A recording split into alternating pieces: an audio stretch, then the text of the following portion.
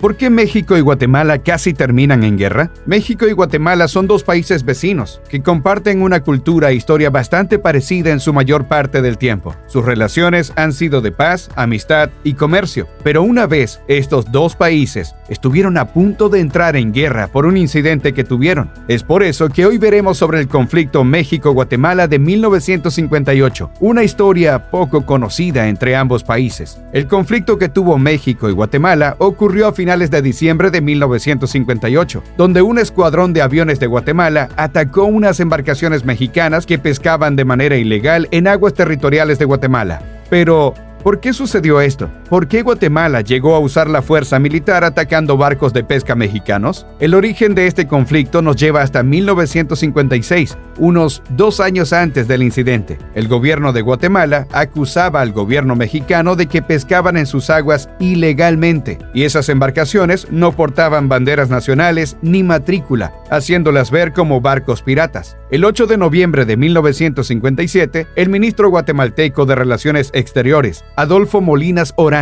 envió una carta diplomática al gobierno mexicano, una carta de muchas, donde estos le decían de la pesca ilegal por parte de México en territorio de Guatemala, acusando a México de no controlar a los barcos pesqueros que ingresaban de manera ilegal a Guatemala, pero el gobierno mexicano los ignoraba y Guatemala seguía enviando varias cartas que serían rechazadas por el gobierno mexicano. Un año después, el 12 de noviembre de 1958, el presidente de Guatemala, José Miguel Ramón Ydígoras, estaba cansado de la situación, ya que aún seguía la pesca ilegal de barcos mexicanos en sus costas. Esto llevó a que el 28 de diciembre de 1958 enviara un avión C-47 para sobrevolar la zona de sus aguas para ver qué tantas embarcaciones mexicanas se encontraban pescando. El 29 de diciembre de 1958, Guatemala se volvió a contactar con el gobierno mexicano del presidente Adolfo López Mateos para que, por fin, México controlara la pesca ilegal en Guatemala, donde el presidente de ese país amenazaba con atacar a las embarcaciones mexicanas que pescaban ilegalmente en Guatemala, a lo que el presidente de Guatemala lanzó el 30 de diciembre de 1958 la Operación Drake, con el fin de atacar las embarcaciones mexicanas que se encontraban pescando a 12 millas en aguas territoriales de Guatemala y que ellos consideraban piratas.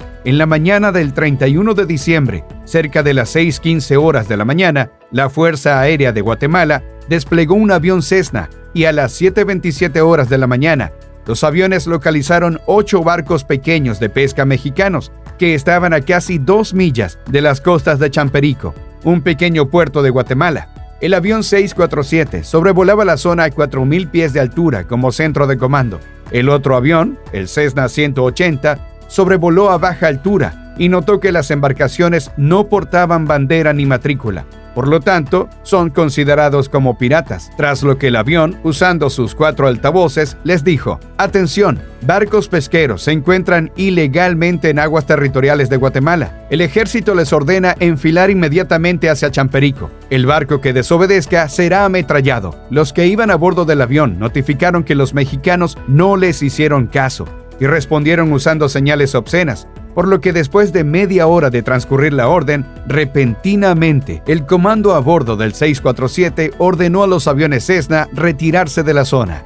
A las 8:40 horas de la mañana, llegaron al área 2 aviones de combate de la Fuerza Aérea de Guatemala, y uno de los aviones hizo la primera descarga de disparos sobre uno de los barcos de pesca mexicanos. Los barcos encendieron sus motores y trataron de volver a aguas mexicanas a las costas de Guatemala, mientras que los aviones disparaban a los barcos, dejándoles graves daños. El resultado fue de 3 mexicanos muertos y 14 heridos. Varios de los barcos fueron gravemente dañados por los disparos. Los sobrevivientes fueron arrestados por las autoridades de Guatemala.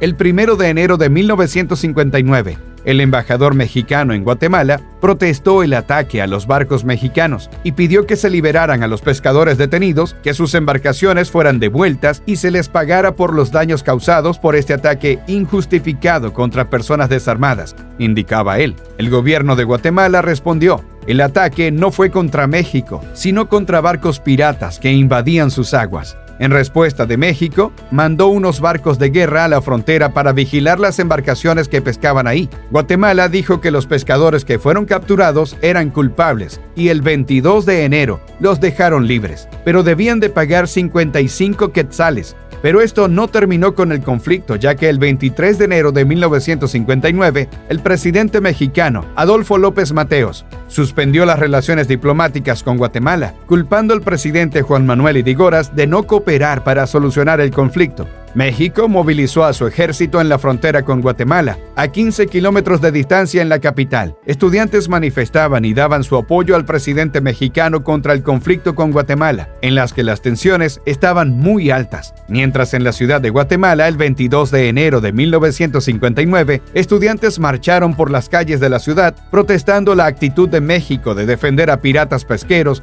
que habían invadido sus aguas territoriales. Guatemala finalmente desplegó a sus fuerzas armadas el 26 de marzo de 1959. Rompió relaciones comerciales con México, pues el puente internacional que unía la ciudad de Hidalgo y Ayutla en la frontera fue destruido por manifestantes guatemaltecos en una provocación. Esto llevó a que unos 20 mexicanos armados cruzaran la frontera con Guatemala y tomaran el pueblo de Santa Ana. También influyó en la propaganda y las noticias. Guatemala logró tener la ayuda política de Honduras, El Salvador y Nicaragua.